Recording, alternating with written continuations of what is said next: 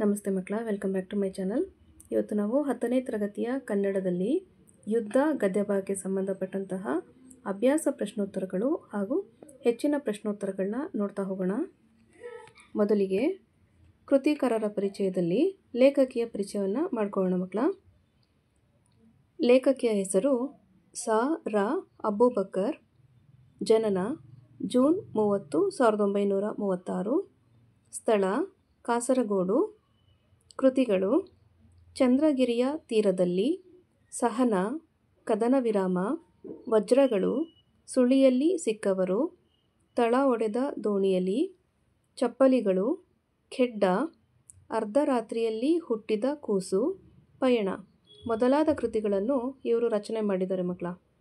ಇವರಿಗೆ ಸಿಕ್ಕಿರುವಂತಹ ಪ್ರಶಸ್ತಿಗಳು: ಸಾಹಿತ್ಯ ಕೃಷಿಗಾಗಿ ಅನೇಕ ಪ್ರಶಸ್ತಿಗಳು ಹಾಗೂ ಕನ್ನಡ ಸಾಹಿತ್ಯ ಪರಿಷತ್ತಿನ ನೃಪತುಂಗ ಪ್ರಶಸ್ತಿ ಇವರಿಗೆ ಲಭಿಸಿವೆ. ಮಕ್ಕಳ, ಇತ್ತೀಚೆಗೆ ಕವಿ ಕೃತಿ ಪರಿಚಯವನ್ನು ವಾಕ್ಯ ರೂಪದಲ್ಲಿ ಸಹ ಬರೀರಿ ಅಂತ ಕೊಡ್ತಾ ಇದ್ದಾರೆ. ಅವ್ರು ಯಾವ ಥರ ಕೇಳ್ತಾರೋ ಅದೇ ರೀತಿ ನೀವು ಪ್ರಾಕ್ಟೀಸ್ ಮಾಡ್ಕೊಂಡು ಬರಿಬೇಕಾಗತ್ತೆ. ಓಕೆನಾ? ನೆಕ್ಸ್ಟ್ ಈಗ ಅಭ್ಯಾಸದಲ್ಲಿರುವಂತಹ ಪ್ರಶ್ನೋತ್ತರಗಳನ್ನ ನೋಡ್ತಾ ಹೋಗೋಣ. ಕೆಳಗಿನ ಪ್ರಶ್ನೆಗಳಿಗೆ ಒಂದೊಂದು ವಾಕ್ಯದಲ್ಲಿ ಉತ್ತರ ಬರೆಯಿರಿ. ಪ್ರಶ್ನೆ 1, ರಾಹಿಲನು ಯಾರು? ಉತ್ತರ: ರಾಹಿಲನು ಒಬ್ಬ ಸೈನಿಕ ವೈದ್ಯ. ಪ್ರಶ್ನೆ 2, ರಾಹಿಲನು ತುರ್ತು ಪರಿಸ್ಥಿತಿ ನಿರ್ವಹಣೆಗೆ ಭದ್ರವಾಗಿ ಹಿಡಿದುಕೊಂಡಿದ್ದೇನು? ಉತ್ತರ: ರಾಹಿಲನು ತುರ್ತು ಪರಿಸ್ಥಿತಿ ನಿರ್ವಹಣೆಗೆ ಔಷಧ ಮತ್ತು ಶಸ್ತ್ರಚಿಕಿತ್ಸಾ ಸಾಮಾನುಗಳ ಪೆಟ್ಟಿಗೆಯನ್ನು ಭದ್ರವಾಗಿ ಹಿಡಿದಿಟ್ಟುಕೊಂಡಿದ್ದನು. ಪ್ರಶ್ನೆ 3, ಗಡಿ ಪ್ರದೇಶಗಳಲ್ಲಿ ಬ್ಲ್ಯಾಕ್ಔಟ್ ನಿಯಮವನ್ನು ಏತಕ್ಕಾಗಿ ಪಾಲಿಸಲಾಗುತ್ತದೆ? ಉತ್ತರ: ಗಡಿ ಪ್ರದೇಶದಲ್ಲಿ ವಿಮಾನ ದಾಳಿಯಿಂದ ರಕ್ಷಿಸಿಕೊಳ್ಳಲು ಬ್ಲ್ಯಾಕ್ಔಟ್ ನಿಯಮಗಳನ್ನು ಪಾಲಿಸಲಾಗುತ್ತದೆ. ಪ್ರಶ್ನೆ 4, ರಾಹಿಲನು ಮುದುಕಿಯ ಎದುರಿಗೆ ನುಡಿದ ಗಂಭೀರವಾದ ಮಾತು ಯಾವುದು?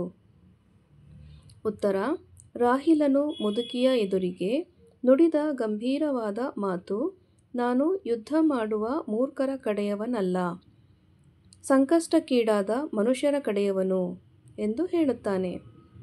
ಯುದ್ಧದ ಬಗೆಗೆ ಮುದುಕಿಯು ಏನೆಂದು ಗೊಣಗಿಕೊಂಡು ಬಾಗಿಲು ತೆರೆದಳು? ಉತ್ತರ: ಎಲ್ಲರಿಗೂ ದೇಹಕ್ಕೂ ಮನಸ್ಸಿಗೂ ಗಾಯ ಮಾಡುವುದೇ ಯುದ್ಧದ ಪರಿ ಎಂದು ಗೊಣಗಿಕೊಂಡು ಬಾಗಿಲು ತೆರೆದಳು. ಹೆಚ್ಚುವರಿ ಪ್ರಶ್ನೆಗಳನ್ನ ನೋಡಿ ಮಕ್ಕಳ. ಪ್ರಶ್ನೆ 6, ಬ್ಲ್ಯಾಕ್ಔಟ್ ನಿಯಮ ಎಂದರೇನು? ಉತ್ತರ: ಯುದ್ಧ ಕಾಲದಲ್ಲಿ ರಾತ್ರಿ ವೇಳೆ ಶತ್ರು ಸೈನಿಕರು ವೈಮಾನಿಕ ದಾಳಿ ಮಾಡಲು ಅವಕಾಶವಾಗದಂತೆ ವಿದ್ಯುತ್ ದೀಪ, ಬೆಂಕಿಯನ್ನು ಉರಿಸದೆ ಕತ್ತಲಿನಲ್ಲಿದ್ದು ರಕ್ಷಿಸಿಕೊಳ್ಳುವುದನ್ನು ಬ್ಲ್ಯಾಕ್ಔಟ್ ನಿಯಮ ಎಂದು ಕರೆಯಲಾಗುತ್ತದೆ. ಪ್ರಶ್ನೆ 7, ಮುದುಕಿಯ ಕಣ್ಣುಗಳು ಕ್ಷಣಕಾಲ ರೋಷದಿಂದ ಏಕೆ ಕೆರಳಿದವು? ಉತ್ತರ: ತಮ್ಮ ಮನೆಗೆ ಬಂದಿರುವಾತ ತಮ್ಮವನಲ್ಲ, ತಮಗೆ ತಮ್ಮ ದೇಶಕ್ಕೆ ದ್ರೋಹ ಬಗೆಯುವವನು ಎಂದು ಮುದುಕಿಯ ಕಣ್ಣುಗಳು ಕ್ಷಣಕಾಲ ರೋಷದಿಂದ ಕೆರಳಿದವು. ಪ್ರಶ್ನೆ 8, ರಾಹಿಲನು ಮುದುಕಿಗೆ ಏನೆಂದು ಅಂಗಲಾಚಿದನು? ಉತ್ತರ: ರಾಹಿಲನು ಹೆಂಗಸಿಗೆ ದಯವಿಟ್ಟು ಬಾಗಿಲು ತೆಗೆಯಿರಿ, ನಾನು ಗಾಯಗೊಂಡಿದ್ದೇನೆ ಪ್ಲೀಸ್ ಎಂದು ಅಂಗಲಾಚಿದನು. ಪ್ರಶ್ನೆ 9, ಯಾರ ಹೆಸರಿನಲ್ಲಿ ಮನುಷ್ಯ ಜೀವಿಗಳ ಸಾಮೂಹಿಕ ಕೊಲೆ ಯಾಕೆ ಆಗುತ್ತದೆ? ಉತ್ತರ: ಯುದ್ಧದ ಹೆಸರಿನಲ್ಲಿ ಮನುಷ್ಯ ಜೀವಿಗಳ ಸಾಮೂಹಿಕ ಕೊಲೆ ಆಗುತ್ತದೆ. ಪ್ರಶ್ನೆ 10, ಮುದುಕಿ ತನ್ನ ಮಗ ಎಲ್ಲಿಗೆ ಹೋಗಿದ್ದಾನೆಂದು ರಾಹಿಲನಿಗೆ ತಿಳಿಸಿದಳು? ಉತ್ತರ: ಮುದುಕಿ ತನ್ನ ಮಗ ಯುದ್ಧಕ್ಕೆ ಹೋಗಿದ್ದಾನೆಂದು ರಾಹಿಲನಿಗೆ ತಿಳಿಸಿದಳು. ನೆಕ್ಸ್ಟ್ ಹೆಡಿಂಗ್ ನೋಡಿ. ಕೊಟ್ಟಿರುವ ಪ್ರಶ್ನೆಗಳಿಗೆ 3-4 ವಾಕ್ಯಗಳಲ್ಲಿ ಉತ್ತರಿಸಿ. ಪ್ರಶ್ನೆ 1, ಡಾಕ್ಟರ್ಗೆ ವಿಮಾನದ ಪೈಲಟ್ ಏನು ಹೇಳಿದನು? ಉತ್ತರ: ಡಾಕ್ಟರ್ಗೆ ವಿಮಾನದ ಪೈಲಟ್, ಡಾಕ್ಟರ್, ರೇಡಿಯೋ ಸಮನಾಗಿ ಕಾರ್ಯನಿರ್ವಹಿಸುತ್ತಿಲ್ಲ, ಭೂಪ್ರದೇಶದೊಂದಿಗೆ ಸಂಪರ್ಕ ಬೆಳೆಸಲು ಸಾಧ್ಯವಾಗುತ್ತಿಲ್ಲ, ಎಲ್ಲಾದರೂ ಹೇಗಾದರೂ ಇಳಿಯೋಣ ಎಂದರೆ ಈ ಕತ್ತಲೆಯಲ್ಲಿ ಏನೂ ಕಾಣಿಸ್ತಾ ಇಲ್ಲವಲ್ಲ ಎಂದು ಹೇಳಿದನು. ಪ್ರಶ್ನೆ 2, ಮಹಿಳೆಯ ಆರ್ತನಾದ ಕೇಳಿ ರಾಹಿಲನ ಮನದಲ್ಲಿ ಮೂಡಿದ ಪ್ರಶ್ನೆಗಳಾವುವು? ಉತ್ತರ: ಮಹಿಳೆಯ ಆರ್ತನಾದ ಕೇಳಿ ರಾಹಿಲಿನ ಮನದಲ್ಲಿ ಅಯ್ಯೋ, ಆ ಮಹಿಳೆ ಯಾವ ರೀತಿಯ ಅಪಾಯದಲ್ಲಿ ಸಿಲುಕಿದ್ದಾಳೆ? ಆ ಮನೆಯೊಳಗೆ ಏನು ಸಂಭವಿಸುತ್ತಿದೆ? ನಾನು ಈಗ ಆ ಮನೆಯ ಕದವನ್ನು ತಟ್ಟಿದರೆ ಪರಿಣಾಮ ಏನಾಗಬಹುದು? ವಿಮಾನ ದಾಳಿಯಿಂದ ತಪ್ಪಿಸಿಕೊಳ್ಳಲು ಬ್ಲಾಕ್ಔಟ್ ನಿಯಮ ಪಾಲಿಸಲಾಗುತ್ತಿದೆ. ಇಂತಹ ಈ ಸಮಯದಲ್ಲಿ ಆ ಮನೆಯೊಳಗೆ ಯಾವ ರೀತಿಯ ಕ್ರೌರ್ಯ ನಡೆಯುತ್ತಿದೆ ಎಂಬ ಪ್ರಶ್ನೆಗಳು ಮೂಡಿದವು. ಪ್ರಶ್ನೆ 3. ಮುದುಕಿಯು ರಾಹಿಲನ ಬಳಿ ಯುದ್ಧದ ಬಗ್ಗೆ ತಿರಸ್ಕಾರದಿಂದ ನುಡಿದ ಮಾತುಗಳೇನು? ಉತ್ತರ: ಮುದುಕಿಯು ರಾಹಿಲನ ಬಳಿ, ನೋಡಪ್ಪ, ನಾನು ಈ ಊರಿಗೆ ಬಂದು 50 ವರ್ಷಗಳಾದರೂ ಆಗಿರಬಹುದು. ಮದುವೆಯಾಗಿ ನವವಧುವಾಗಿ ಈ ಊರನ್ನು ಪ್ರವೇಶಿಸಿದೆ. ಕೆಲವು ಕಾಲ ನೆಮ್ಮದಿಯಿಂದಲೇ ಇದ್ದೆವು. ಜಮೀನು ಆಸ್ತಿ ನಮಗೆ ಸಾಕಾಗುವಷ್ಟು ಇತ್ತು, ಈಗಲೂ ಇದೆ. ಆದರೆ ನೆಮ್ಮದಿಯಿಂದ ಬದುಕಲು ಈ ಜನ ಬಿಡಬೇಕಲ್ಲ. ಯುದ್ಧವಂತೆ ಯುದ್ಧ ಎಂದು ಯುದ್ಧದ ಬಗ್ಗೆ ತಿರಸ್ಕಾರದಿಂದ ನುಡಿದ ಮಾತುಗಳಾಗಿವೆ. ಪ್ರಶ್ನೆ 4. ನಿರ್ಜೀವವಾಗಿರುವ ಮಗುವನ್ನು ನೋಡಿ ಮುದುಕಿ ನಿರಾಶೆಯಿಂದ ಹೇಳಿದ್ದೇನು? ಉತ್ತರ: ನಿರ್ಜೀವವಾಗಿರುವ ಮಗುವನ್ನು ನೋಡಿ ಮುದುಕಿ, ಇಷ್ಟು ವರ್ಷಗಳಿಂದ ಹಂಬಲಿಸಿ ಹುಟ್ಟಿದ ಮಗು ಕೊನೆಗೂ ದಕ್ಕಲಿಲ್ಲವಲ್ಲ. ಈ ಯುದ್ಧವಲ್ಲದೆ ಹೋಗಿದ್ದರೆ ನನ್ನ ಮಗುವನ್ನು ಹೇಗಾದರೂ ಬದುಕಿಸಿಕೊಳ್ಳುತ್ತಿದ್ದೆವಲ್ಲ. ದೇವರೇ, ಈ ಮನುಷ್ಯರಿಗೆ ಎಂತಹ ಬುದ್ಧಿ ಕೊಡುತ್ತೀಯಾ? ನಿರಾಶೆಯಿಂದ ಹೇಳಿದಳು. ಹೆಚ್ಚಿನ ಪ್ರಶ್ನೆಗಳಲ್ಲಿ ನೋಡಿ ಮಕ್ಕಳ, ರಾಹಿಲನು ಈಜಿ ದಡ ಸೇರಿದ ಮೇಲೆ ಅವನ ಮನಸ್ಸಿನಲ್ಲಿ ಮೂಡಿದ ಪ್ರಶ್ನೆಗಳಾವುವು?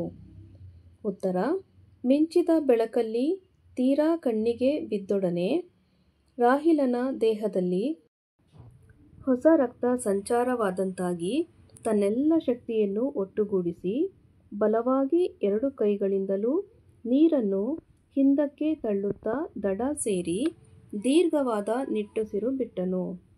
ದಡ ಸೇರಿಯಾಯಿತು. ಆದರೆ ಈ ನೆಲ ಯಾರಿಗೆ ಸೇರಿದ್ದು? ತನ್ನನ್ನು ಹಿಡಿದು ಕೊಲ್ಲುವವರಿಗೋ ಅಥವಾ ತನ್ನನ್ನು ಬದುಕಿಸಿ ರಕ್ಷಣೆ ನೀಡುವವರಿಗೋ ಎಂಬ ಪ್ರಶ್ನೆಗಳು ಮೂಡಿದವು.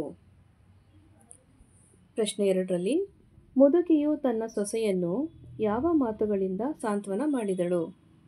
ಉತ್ತರ: ಮುದುಕಿಯು ತನ್ನ ಸೊಸೆಯನ್ನು, ಏನು ಮಾಡಲಿ ಮಗಳೇ, ಈ ಮಳೆಯಲ್ಲಿ, ಈ ಕತ್ತಲಲ್ಲಿ ನಾನು ಯಾರನ್ನು ಕರೆಯಲಿ?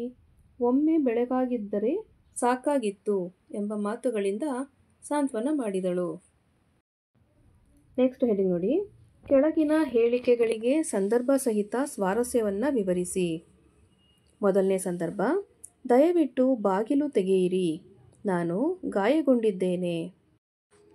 ಆಯ್ಕೆ: ಈ ವಾಕ್ಯವನ್ನು ಸಾರಾ ಅಬೂಬಕರ್ ಅವರು ರಚಿಸಿದ ಚಪ್ಪಲಿಗಳು ಕಥಾ ಸಂಕಲನದಿಂದ ಆಯ್ದ ಯುದ್ಧ ಎಂಬ ಗದ್ಯಭಾಗದಿಂದ ಆರಿಸಿಕೊಳ್ಳಲಾಗಿದೆ.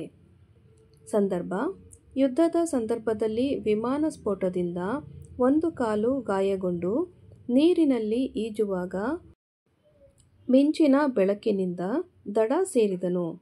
ನಂತರ ನಡೆಯಲು ಬಾರದೆ ಇರುವಾಗ ಮತ್ತೊಂದು ಮಿಂಚಿನ ಬೆಳಕಿನಿಂದ ಒಂದು ಒಂಟಿ ಮನೆ ಕಾಣಿಸಿತು. ಆಗ ತೆವಳುತ್ತಾ ಆ ಮನೆಯ ಬಾಗಿಲ ಹತ್ತಿರ ಹೋಗಿ ಆ ಮನೆಯಲ್ಲಿನ ಹಿರಿಯ ಮಹಿಳೆಗೆ, ದಯವಿಟ್ಟು ಬಾಗಿಲು ತೆಗೆಯಿರಿ, ನಾನು ಗಾಯಗೊಂಡಿದ್ದೇನೆ ಎಂದು ಡಾಕ್ಟರ್ ರಾಹಿಲ್ ಹೇಳಿದನು. ಸ್ವಾರಸ್ಯ: ಯುದ್ಧದ ಸಂದರ್ಭದಲ್ಲಿ ಗಾಯಗೊಂಡಿರುವ ವ್ಯಕ್ತಿಯು ವೈರಿ ಮಿತ್ರವೆಂಬ ಭೇದವನ್ನು ಮರೆತು ರಕ್ಷಣೆಗಾಗಿ ಇನ್ನೊಬ್ಬರ ಸಹಾಯವನ್ನು ಕೇಳುವ ದಯನೀಯ ಸ್ಥಿತಿಯೇ ಇಲ್ಲಿ ವ್ಯಕ್ತವಾಗಿದೆ. ನೆಕ್ಸ್ಟು ಸಂದರ್ಭ 2: ನಾನಾಕೆಯನ್ನು ಪರೀಕ್ಷಿಸುವೆ, ನೀವು ಬಿಸಿ ನೀರು ಸಿದ್ಧಪಡಿಸಿ.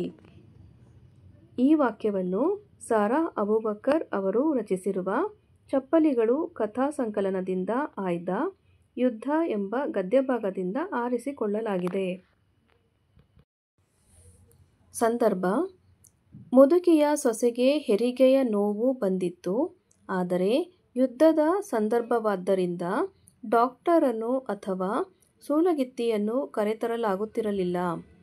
ರಾಹೀಲನು ತಾನು ಡಾಕ್ಟರ್ ಎಂದು ಹೇಳಿದಾಗ ಅವಳು ಆತನನ್ನು ತನ್ನ ಸೊಸೆಯ ಹತ್ತಿರ ಕರೆದುಕೊಂಡು ಹೋದಳು. ಆಗ ರಾಹೀಲನು, ನಾನಾಕೆಯನ್ನು ಪರೀಕ್ಷಿಸುವೆ, ನೀವು ಬಿಸಿ ನೀರು ಸಿದ್ಧಪಡಿಸಿ ಎಂದು ಮುದುಕಿಗೆ ಹೇಳಿದನು.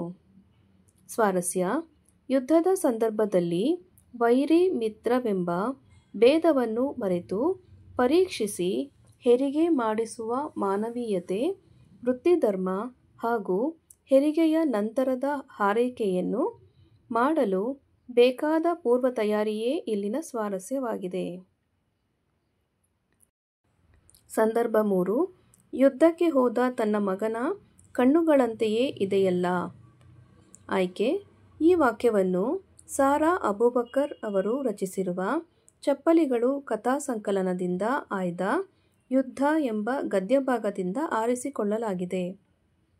ಸಂದರ್ಭ: ಮುದುಕಿಯ ಸೊಸೆಗೆ ಹೆರಿಗೆಯನ್ನು ಮಾಡಿಸಿ ಅವಳ ಸೊಸೆಯನ್ನು ಉಳಿಸಿ ನಂತರ ತನ್ನ ಕಾಲಿಗೆ ಆದ ಗಾಯಕ್ಕೆ ಆರೈಕೆ ಮಾಡಿಕೊಂಡು ವಿಶ್ರಾಂತಿಗಾಗಿ ಮಲಗಲು ಜಾಗ ಕೇಳುವಾಗ ಆ ಮುದುಕಿಗೆ ಆತನ ಬಗ್ಗೆ ಸಂಶಯ ಮೂಡುವಾಗಲೇ ಹೊರಗಡೆ ಸೈನಿಕರು ಬಾಗಿಲು ತೆಗೆಯಲು ಬರುತ್ತಿರುವಾಗ ಮುದುಕಿಯು ರಾಹೀಲನನ್ನು ನೋಡಿ ಈ ಮೇಲಿನಂತೆ ತನ್ನ ಮನದಲ್ಲಿ ಅಂದುಕೊಳ್ಳುತ್ತಾಳೆ.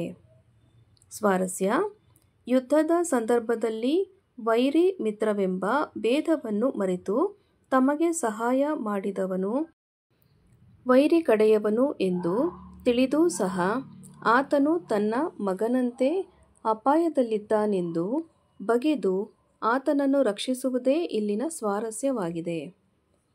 ಸಂದರ್ಭ 4. ನನ್ನ ಮೊಮ್ಮಗುವಿನ ಹೆಣವಿದೆ ಅಲ್ಲಿ, ಅದನ್ನೂ ನೋಡಿ. ಆಯ್ಕೆ: ಈ ವಾಕ್ಯವನ್ನು ಸಾರಾ ಅಬೂಬಕರ್ ಅವರು ರಚಿಸಿರುವ ಚಪ್ಪಲಿಗಳು ಕಥಾಸಂಕಲನದಿಂದ ಆಯ್ದ ಯುದ್ಧ ಎಂಬ ಗದ್ಯಭಾಗದಿಂದ ಆರಿಸಿಕೊಳ್ಳಲಾಗಿದೆ.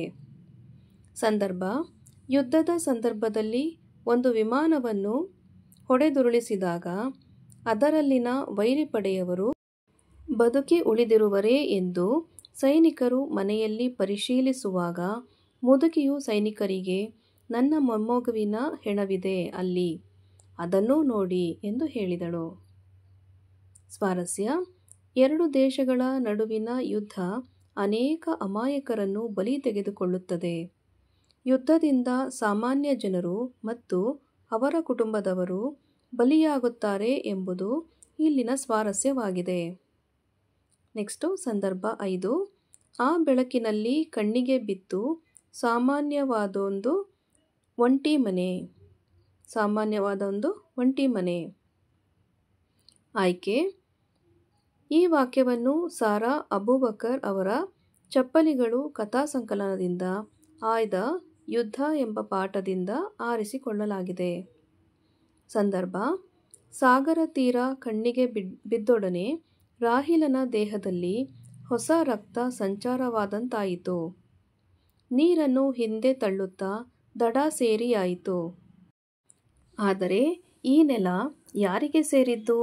ತನ್ನನ್ನು ಹಿಡಿದು ಕೊಲ್ಲುವವರಿಗೋ ಅಥವಾ ತನ್ನನ್ನು ಬದುಕಿಸಿ ರಕ್ಷಣೆ ನೀಡುವವರಿಗೋ ಎಂದು ಯೋಚಿಸಿದನು. ಮಿಂಚು ಮತ್ತೊಮ್ಮೆ ಮಿಂಚಿತು. ಆ ಬೆಳಕಿನಲ್ಲಿ ಒಂಟಿ ಮನೆಯೊಂದು ಕಣ್ಣಿಗೆ ಕಂಡ ಸಂದರ್ಭದಲ್ಲಿ ಈ ಮಾತು ಬಂದಿದೆ. ಸ್ವಾರಸ್ಯ: ವಿಮಾನ ಸ್ಫೋಟದಿಂದ ನದಿಯಲ್ಲಿ ಬಿದ್ದು ಈಜಿ ದಡ ಸೇರಿದ ರಾಹೀಲನ ಮನಸ್ಸಿನಲ್ಲಿ ಆತಂಕ ಮನೆ ಮಾಡಿತ್ತು. ಈ ನೆಲ ಯಾರಿಗೆ ಸೇರಿದೆ ಎಂದು ಯೋಚಿಸುವುದು ಸ್ವಾರಸ್ಯಕರವಾಗಿ ಮೂಡಿಬಂದಿದೆ. ಸಂದರ್ಭ 6. ಈಗ ನನಗೆ ತುಂಬ ಸುಸ್ತು, ಮಲಗಲು ಒಂದಷ್ಟು ಜಾಗ ಕೊಡಿ. ಆಯ್ಕೆ: ಈ ವಾಕ್ಯವನ್ನು ಸಾರಾ ಅಬೂಬಕರ್ ಅವರ ಚಪ್ಪಲಿಗಳು ಕಥಾಸಂಕಲನದಿಂದ ಆಯ್ದ ಯುದ್ಧ ಎಂಬ ಪಾಠದಿಂದ ಆರಿಸಿಕೊಳ್ಳಲಾಗಿದೆ. ಸಂದರ್ಭ: ರಾಹೀಲನು ಮುದುಕಿಯ ಸೊಸೆಗೆ ಹೆರಿಗೆ ಮಾಡಿಸಿ, ಅಮ್ಮ, ನಾನು ಬರುವುದು ಕೊಂಚ ತಡವಾಗಿದ್ದರೂ ನಿಮ್ಮ ಸೊಸೆಯೂ ಉಳಿಯುತ್ತಿರಲಿಲ್ಲ. ಹೇಗೋ ಸೊಸೆಯನ್ನು ಬದುಕಿಸಿದೆ. ಈಗ ನನಗೆ ತುಂಬ ಸುಸ್ತು, ಮಲಗಲು ಒಂದಷ್ಟು ಜಾಗ ಕೊಡಿ ಎಂದು ರಾಹಿಲನು ಕೇಳಿದ ಸಂದರ್ಭವಾಗಿದೆ. ಸ್ವಾರಸ್ಯ: ರಾಹಿಲನು ತನ್ನ ಕಾಲಿಗೆ ಪೆಟ್ಟು ಆಗಿದ್ದರೂ ಸಹ ಮುದುಕಿಯ ಸೊಸೆಗೆ ಹೆರಿಗೆ ಮಾಡಿಸಿ ಸೊಸೆಯ ಜೀವ ಕಾಪಾಡಿ ಮಾನವೀಯತೆಯನ್ನು ಮೆರೆದಿರುವುದು ಸ್ವಾರಸ್ಯಕರವಾಗಿದೆ. ನೆಕ್ಸ್ಟ್ ಹೆಡಿಂಗ್ ನೋಡಿ.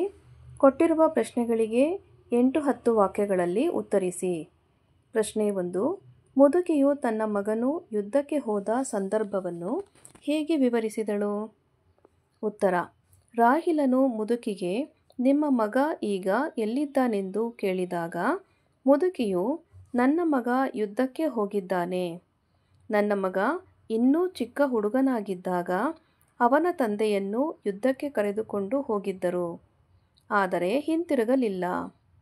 ಎದೆ ತುಂಬ ಬೂದಿ ಮುಚ್ಚಿದ ಕೆಂಡ, ಎದೆಯ ಗಾಯ ಇಂದಿಗೂ ಇದೆ ನೋಡು. ಎಲ್ಲ ದುಃಖ ನುಂಗಿಕೊಂಡು ಮಗನನ್ನು ಸಾಕಿ ಸಲಹಿದೆ, ಮದುವೆಯನ್ನೂ ಮಾಡಿದೆ. ಈಗ 5-6 ವರ್ಷಗಳ ಬಳಿಕ ಸೊಸೆ ಗರ್ಭಿಣಿಯಾದಳು. ಮನೆಯಲ್ಲೊಂದು ಪುಟ್ಟ ಮಗುವಿನ ಅಳು ಕೇಳಲು ನನ್ನ ಮಗನು ತುದಿಗಾಲಲ್ಲಿ ನಿಂತು ಕಾಯುತ್ತಿದ್ದನು. ಅಷ್ಟರಲ್ಲಿ ಬಂತು ಯುದ್ಧ. ಅವನೊಮ್ಮೆ ಹಿಂತಿರುಗಿ ಬಂದಿದ್ದರೆ ಸಾಕಾಗಿತ್ತು.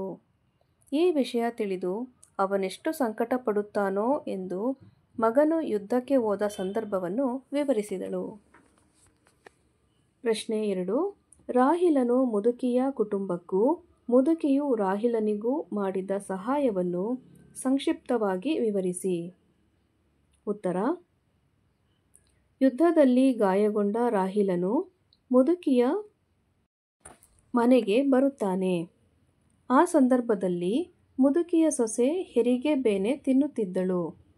ಇದನ್ನು ತಿಳಿದ ರಾಹಿಲ, ಅಮ್ಮ, ನಾನೋರ್ವ ಡಾಕ್ಟರ್, ಆಕೆಯನ್ನು ಪರೀಕ್ಷಿಸಲೇ ಎಂದು ಕೇಳಿದಾಗ ಮುದುಕಿಗೆ ಸಂತೋಷವಾಯಿತು. ನಂತರ ಮುದುಕಿ ರಾಹಿಲನ ಒದ್ದೆ ಬಟ್ಟೆಗಳನ್ನು ನೋಡಿ ತನ್ನ ಮಗನ ಬಟ್ಟೆಗಳನ್ನು ತಂದುಕೊಟ್ಟಳು. ರಾಹಿಲ ಒದ್ದೆಯಾಗಿದ್ದ ಬಟ್ಟೆ ಬದಲಿಸಿಕೊಂಡು ಮುದುಕಿಯ ಸೊಸೆಯನ್ನು ಪರೀಕ್ಷೆ ಮಾಡತೊಡಗಿದನು. ಬಹಳ ಹೊತ್ತಿನ ಪ್ರಯತ್ನದ ಬಳಿಕ ಮಗುವನ್ನು ಹೊರತೆಗೆದು ಸೊಸೆಯ ಜೀವ ಉಳಿಸಿದನು. ಆದರೆ ಮಗು ನಿರ್ಜೀವವಾಗಿತ್ತು. ನಂತರ ಮುದುಕಿಯು 1-2 ಪುಟ್ಟ ಹಲಗೆ ತುಂಡುಗಳನ್ನು ಕೊಟ್ಟಳು. ಅವುಗಳಿಂದ ನೋವಾಗಿದ್ದ ಕಾಲುಗಳ ಆರೈಕೆ ಮಾಡಿಕೊಂಡನು. ಇದೇ ಸಮಯಕ್ಕೆ ಶತ್ರು ದೇಶದ ಸೈನಿಕರು ರಾಹಿಲನನ್ನು ಹುಡುಕಿಕೊಂಡು ಬಂದರು. ಆಗ ಮುದುಕಿಯು ರಾಹಿಲನ ಅಸಹಾಯಕತೆಯನ್ನು, ದಯನೀಯವಾದ ನೋಟವನ್ನು ನೋಡಿ ಯುದ್ಧಕ್ಕೆ ಹೋದ ತನ್ನ ಮಗನಂತೆ ಭಾವಿಸಿಕೊಂಡು ಸೊಸೆ ಮಲಗಿರುವ ಕೋಣೆಯ ಮಂಚದಡಿ ಕಳುಹಿಸಿ ಅವರಿಂದ ರಕ್ಷಿಸಿದಳು. ಶತ್ರು ಸೈನಿಕರು ಹೋದ ಮೇಲೆ ರಾಹಿಲನು ರಾತ್ರಿ ಒಂದು ಕೋಣೆಯಲ್ಲಿ ಮಲಗುವಂತೆ ಏರ್ಪಾಡು ಮಾಡಿದಳು. 1-2 ದಿನಗಳಲ್ಲಿ ಪರಸ್ಪರರಲ್ಲಿ ವಿಶ್ವಾಸ ಮೂಡಿತು. ಇಬ್ಬರೂ ಪರಸ್ಪರ ಸುಖ ದುಃಖಗಳನ್ನು ಹಂಚಿಕೊಂಡರು. ಹೀಗೆ ರಾಹಿಲನು ಮುದುಕಿಯ ಕುಟುಂಬಕ್ಕೂ ಮುದುಕಿಯು ರಾಹಿಲನಿಗೂ ಪರಸ್ಪರ ಸಹಾಯವನ್ನು ಮಾಡಿದರು. ನೆಕ್ಸ್ಟ್ ನೋಡಿ. ಪ್ರಶ್ನೆ 3. ಯುದ್ಧದಿಂದ ಆಗುವ ಅನಾಹುತಗಳ ಬಗ್ಗೆ ನಿಮ್ಮ ಅಭಿಪ್ರಾಯವನ್ನು ಬರೆಯಿರಿ. ಉತ್ತರ: ಯುದ್ಧ ಇತಿಹಾಸದ ಉದ್ದಕ್ಕೂ ಇರುವಂಥದ್ದೇ ಆಗಿದೆ. ಸಾಮ್ರಾಜ್ಯ ವಿಸ್ತರಣೆ, ಲೋಭ, ಶಕ್ತಿಯ ಪ್ರದರ್ಶನ, ಕೌಟುಂಬಿಕ ಕಲಹಗಳು, ದ್ವೇಷ ಸಾಧನೆ ಮುಂತಾದವು ಯುದ್ಧಕ್ಕೆ ಕಾರಣವಾಗುತ್ತವೆ. ಉದಾಹರಣೆಗೆ, ದ್ವೇಷ ಸಾಧನೆಯಿಂದ ಕೌರವರಿಗೂ ಪಾಂಡವರಿಗೂ ಯುದ್ಧವಾಗಿ ಕೌರವ ವಂಶ ನಾಶವಾಯಿತು. ಸಾಮ್ರಾಜ್ಯ ವಿಸ್ತರಣೆ ಮಾಡಲು ಅಲೆಕ್ಸಾಂಡರ್ ಯುದ್ಧ ಮಾಡಿದನು. ಭಾರತದ ಸಂಪತ್ತಿನ ಲೋಭದಿಂದ ಗಜ್ನಿ ಮೊಹಮ್ಮದ್ ಭಾರತದ ಮೇಲೆ ದಂಡೆತ್ತಿ ಬಂದ. ಭಾರತಕ್ಕೆ ಘಾಸಿಗೊಳಿಸಿದರು. ಶಕ್ತಿಯ ಪ್ರದರ್ಶನ ಮಾಡಲು ಭರತ ಷಡ್ಮಂಡಲಗಳನ್ನು ಗೆದ್ದು ಬಂದನು. ಕೌಟುಂಬಿಕ ಕಲಹದಿಂದ ಎಷ್ಟೋ ರಾಜಮನೆತನಗಳು ನಾಶವಾಗಿವೆ. ಈ ಯುದ್ಧದ ಭೀಕರತೆಯು ಧರ್ಮ, ದೇಶಗಳ ಭೇದವಿಲ್ಲದೆ ಭಾಗಿಯಾದ ಸೈನಿಕರಿಗೂ ಅವರ ಕುಟುಂಬ ವರ್ಗದವರಿಗೂ ಹಾಗೂ ದೇಶಕ್ಕೂ ನಾನಾ ರೀತಿಯ ಸಂಕಷ್ಟಗಳನ್ನು ತಂದೊಡ್ಡುತ್ತದೆ. ಸಂಕಷ್ಟಕ್ಕೆ ಗಡಿಯಿಲ್ಲ, ಧರ್ಮವಿಲ್ಲ. ಯುದ್ಧ ಕಥೆಯಲ್ಲಿ ಮುದುಕಿ ಯುದ್ಧಕ್ಕೆ ಹೋದ ತನ್ನ ಗಂಡನನ್ನು ಕಳೆದುಕೊಂಡಿದ್ದಳು. ಎಲ್ಲರ ಮನಸ್ಸಿಗೂ ದೇಹಕ್ಕೂ ಗಾಯ ಮಾಡುವುದೇ ಯುದ್ಧದ ಪರಿ. ಈ ಯುದ್ಧ ನನ್ನ ಮೊಮ್ಮಗನನ್ನು ಉಳಿಸಲಿಲ್ಲ. ಯಾರಿಗಾಗಿ, ಯಾತಕ್ಕಾಗಿ ಈ ಯುದ್ಧ ಎಂದು ಮುದುಕಿ ಹೇಳಿದ ಮಾತಿನಿಂದ ಯುದ್ಧದ ಪರಿಣಾಮವನ್ನು ಅರಿಯಬಹುದು. ಆದ್ದರಿಂದ ಯುದ್ಧದಲ್ಲಿ ನೊಂದವರು ಧರ್ಮ ಭಿನ್ನತೆ, ದೇಶ ಭಿನ್ನತೆ, ವೈರಿ ಮಿತ್ರ ಎಂಬುದರೆಲ್ಲ ಪರಿಗಣಿಸದೆ ಪರಸ್ಪರರು ಸಂಕಷ್ಟ ಪರಿಹಾರಕ್ಕೆ, ರಕ್ಷಣೆಗೆ ತೊಡಗುವ ಮಾನವೀಯ ಮೌಲ್ಯತೆ ನಡವಳಿಕೆಗಳನ್ನು ಬೆಳೆಸಿಕೊಳ್ಳಬೇಕು ಎಂಬುದೇ ನನ್ನ ಅಭಿಪ್ರಾಯವಾಗಿದೆ. ನೆಕ್ಸ್ಟು ಪ್ರಶ್ನೆ 4. ರಾಹಿಲನನ್ನು ಹುಡುಕುತ್ತಾ ಬಂದ ಸೈನಿಕರು ಮತ್ತು ಮುದುಕಿಯ ನಡುವೆ ನಡೆದ ಸಂಭಾಷಣೆಯನ್ನು ತಿಳಿಸಿ. ಉತ್ತರ: ಮುದುಕಿಯ ಮನೆ ಬಾಗಿಲನ್ನು ಯಾರೋ ಬಾಗಿಲು ತೆಗೆಯಿರಿ ಎಂದು ಗಟ್ಟಿಯಾಗಿ ಕೂಗುತ್ತಾ ಬಡಿದರು. ಮುದುಕಿಯು ರಾಹಿಲನನ್ನು ತನ್ನ ಸೊಸೆಯ ಕೋಣೆಯ ಮಂಚದಡಿಯಲ್ಲಿ ರಕ್ಷಣೆ ಪಡೆಯುವಂತೆ ಹೇಳಿ ಬಾಗಿಲು ತೆರೆದಳು. ಸೈನಿಕರ ಉಡುಪಿನಲ್ಲಿದ್ದ 4-5 ಜನರು ಯಾರಾದರೂ ಗಾಯಗೊಂಡ ಸೈನಿಕರು ಈ ಕಡೆ ಬಂದಿದ್ದಾರೆಯೇ ಎಂದು ಕೇಳುತ್ತಾ ಒಳನುಗ್ಗಿದರು. ಇಲ್ಲವಲ್ಲ, ಮುದುಕಿ ನುಡಿದಳು. ನಮ್ಮವರೇ ಅಥವಾ ಆ ಕಡೆಯವರೇ ಎಂದೂ ಕೇಳಿದಳು. ಆ ಕಡೆಯವರು, ನಮ್ಮ ಮೇಲೆ ದಾಳಿ ಮಾಡಲು ಬಂದವರು. ಅಷ್ಟರಲ್ಲಿ ನಾವು ವಿಮಾನವನ್ನು ಹೊಡೆದುರುಳಿಸಿದೆವು ಎಂದು ಒಬ್ಬನೆಂದಾಗ ಇನ್ನೊಬ್ಬನು, ಸಾರ್, ಅದರಲ್ಲಿದ್ದವರು ಬದುಕಲಾರರು. ಆದರೂ ಈ ಮನೆಯಲ್ಲೊಮ್ಮೆ ನೋಡಿಬಿಡಿ, ಅಪ್ಪಣೆ ಕೊಟ್ಟನಾತ. ಉಳಿದವರು ಒಳಹೊಕ್ಕರು. ಮುದುಕಿ ಅಳುತ್ತಾ, ಹ್ಞೂ ನೋಡಿ, ನನ್ನ ಮೊಮ್ಮಗುವಿನ ಹೆಣವಿದೆ ಅಲ್ಲಿ, ಅದನ್ನೂ ನೋಡಿ. ಈ ಯುದ್ಧ ನನ್ನ ಮೊಮ್ಮಗುವನ್ನು ಉಳಿಸಲಿಲ್ಲವಲ್ಲ. ಯಾರಿಗಾಗಿ, ಯಾತಕ್ಕಾಗಿ ಈ ಯುದ್ಧ? ಅದನ್ನಾದರೂ ಹೇಳಿರಲ್ಲ ಎಂದು ಕೇಳಿದಳು. ನೆಕ್ಸ್ಟ್ ಹೆಡಿಂಗ್ ನೋಡಿ. ಕೊಟ್ಟಿರುವ 4 ಉತ್ತರಗಳಲ್ಲಿ ಸರಿಯಾದ ಉತ್ತರವನ್ನು ಆರಿಸಿ ಬರೆಯಿರಿ. ಮೊದಲನೇದಾಗಿ, ರಾಹಿಲನ ದೇಹದಲ್ಲಿ ಡ್ಯಾಶ್ ಸಂಚಾರವಾಯಿತು. ಆಯ್ಕೆಗಳು: ಶಕ್ತಿ, ವಿದ್ಯುತ್, ಹೊಸ ರಕ್ತ ಹಾಗೂ ಮಿಂಚು. ಇದಕ್ಕೆ ಸರಿಯಾದ ಉತ್ತರ ಹೊಸ ರಕ್ತ ಸಂಚಾರವಾದಂತಾಯಿತು. ಎರಡನೇದಾಗಿ, ನರಳಾಟದ ಬೆನ್ನಲ್ಲೇ ಹಿರಿಯ ಹೆಂಗಸೊಬ್ಬಳ ಡ್ಯಾಶ್ ಕೇಳಿಬಂತು. ಆಯ್ಕೆಗಳು: ಆರ್ತನಾದ, ಅಳು, ಚೀರಾಟ ಹಾಗೂ ಸಾಂತ್ವನ. ಸರಿಯಾದ ಉತ್ತರ ಸಾಂತ್ವನ. ಮೂರನೇದಾಗಿ, ಮುದುಕಿ ಮತ್ತು ಸೊಸೆಯ ಡ್ಯಾಶ್ ಮನೆಯ ಮೂಲೆ ಮೂಲೆಯಲ್ಲಿ ಪ್ರತಿಧ್ವನಿಸಿತು. ಆಯ್ಕೆಗಳು: ಸಂತಸ, ಜಗಳ, ರೋದನ ಹಾಗೂ ಸಂಗೀತ. ಸರಿಯಾದ ಉತ್ತರ ರೋದನ. ನಾಲ್ಕನೇದಾಗಿ, ಯಾರಾದರೂ ಗಾಯಗೊಂಡ ಡ್ಯಾಶ್ ಈ ಕಡೆ ಬಂದಿದ್ದಾರೆಯೇ? ಆಯ್ಕೆಗಳು: ಜನರು, ಸೈನಿಕರು, ಗಂಡಸರು, ಹೆಂಗಸರು. ಸರಿಯಾದ ಉತ್ತರ ಸೈನಿಕರು. ಐದನೇದಾಗಿ, ಮನೆಯಲ್ಲೊಂದು ಪುಟ್ಟ ಮಗುವಿನ ಅಳು ಕೇಳಲು ನನ್ನ ಡ್ಯಾಶ್ ತುದಿಗಾಲಲ್ಲಿ ನಿಂತು ಕಾಯುತ್ತಿದ್ದನು. ಆಯ್ಕೆಗಳು: ತಂದೆಯು, ತಾಯಿಯು, ಮಗಳು ಹಾಗೂ ಮಗನು. ಸರಿಯಾದ ಉತ್ತರ ಮಗನು ತುದಿಗಾಲಲ್ಲಿ ನಿಂತು ಕಾಯುತ್ತಿದ್ದನು. ನೆಕ್ಸ್ಟ್ ಹೆಡಿಂಗ್ ನೋಡಿ. ಈ ಗದ್ಯ ಭಾಗದಲ್ಲಿ ಬಳಕೆಯಾಗಿರುವ ಪ್ರಶ್ನಾರ್ಥಕ ಚಿಹ್ನೆಯ ವಾಕ್ಯಗಳನ್ನು ಸಂಗ್ರಹಿಸಿ ಬರೆಯಿರಿ. ಮೊದಲನೇದಾಗಿ, ಎಲ್ಲಾದರೂ ಹೇಗಾದರೂ ಇಳಿಯೋಣವೆಂದರೆ ಈ ಕತ್ತಲಲ್ಲಿ ಏನೂ ಕಾಣಿಸ್ತಾ ಇಲ್ಲವಲ್ಲ. ಎರಡನೇದಾಗಿ, ಈ ನೆಲ ಯಾರಿಗೆ ಸೇರಿದ್ದು? ತನ್ನ ಹಿಡಿದು ಕೊಲ್ಲುವವರಿಗೋ ಅಥವಾ ತನ್ನನ್ನು ಬದುಕಿಸಿ ರಕ್ಷಣೆ ನೀಡುವವರಿಗೋ? ಮೂರನೇದಾಗಿ, ಆ ಮಹಿಳೆ ಯಾವ ರೀತಿಯ ಅಪಾಯದಲ್ಲಿ ಸಿಲುಕಿದ್ದಾಳೆ? ನಾಲ್ಕನೇದು, ಆ ಮನೆಯೊಳಗೆ ಏನು ಸಂಭವಿಸುತ್ತಿದೆ? ಐದನೇದಾಗಿ, ತಾನೀಗ ಈ ಕದವನ್ನು ತಟ್ಟಿದರೆ ಪರಿಣಾಮವೇನಾಗಬಹುದು? ಆರನೇದಾಗಿ, ಈ ಮಳೆಯಲ್ಲಿ ಈ ಕತ್ತಲಲ್ಲಿ ನಾನು ಯಾರನ್ನು ಕರೆಯಲಿ? ಏಳನೇದಾಗಿ, ಯಾರಪ್ಪ ನೀನು, ನಮ್ಮ ಕಡೆಯವನು ತಾನೇ? ಎಂಟನೇದಾಗಿ, ಈಗ ನಿಮ್ಮ ಮಗನೆಲ್ಲಿದ್ದಾನಮ್ಮ? ಇವಿಷ್ಟು ಪ್ರಶ್ನಾರ್ಥಕ ವಾಕ್ಯಗಳು. ನೆಕ್ಸ್ಟ್ ಹೆಡ್ಡಿಂಗ್ ನೋಡಿ, ಭಾಷಾ ಚಟುವಟಿಕೆಯಲ್ಲಿ ಕೊಟ್ಟಿರುವ ಗಾದೆಗಳ ಅರ್ಥವನ್ನು ವಿವರಿಸಿ ಬರೆಯಿರಿ. ಮೊದಲನೇದಾಗಿ, ಸತ್ಯಕ್ಕೆ ಸಾವಿಲ್ಲ, ಸುಳ್ಳಿಗೆ ಸುಖವಿಲ್ಲ. ಗಾದೆಗಳು ಜನಪದರ ಜೀವನದ ಅನುಭವದ ನುಡಿಮುತ್ತುಗಳಾಗಿದ್ದು, ಆಕಾರದಲ್ಲಿ ವಾಮನನಾದರೂ ಅರ್ಥದಲ್ಲಿ ತ್ರಿವಿಕ್ರಮನಾಗಿವೆ. ವೇದ ಸುಳ್ಳಾದರೂ ಗಾದೆ ಸುಳ್ಳಾಗದು ಎಂಬ ಮಾತು ಗಾದೆಯ ಮಹತ್ವವನ್ನು ಸಾರುತ್ತದೆ. ಸತ್ಯಕ್ಕೆ ಸಾವಿಲ್ಲ, ಸುಳ್ಳಿಗೆ ಸುಖವಿಲ್ಲ ಎಂಬುದು ಪ್ರಸಿದ್ಧ ಗಾದೆ ಮಾತಾಗಿದೆ. ಉಪನಿಷತ್ತಿನಲ್ಲಿ ಬರುವ ಸತ್ಯಮೇವ ಜಯತೆ ಎಂಬ ಮಾತು ಸತ್ಯ ಎಂದಿಗೂ ಗೆಲ್ಲುತ್ತದೆ ಎಂಬುದೇ ಆಗಿದೆ. ಸತ್ಯ ಸುಳ್ಳುಗಳ ಹೋರಾಟದಲ್ಲಿ ಕೆಲವೊಮ್ಮೆ ಸುಳ್ಳು ಜಯಿಸಿದರೂ ಅದು ತಾತ್ಕಾಲಿಕ, ಕೊನೆಗೆ ಗೆಲ್ಲುವುದು ಸತ್ಯವೇ ಆಗಿರುತ್ತದೆ.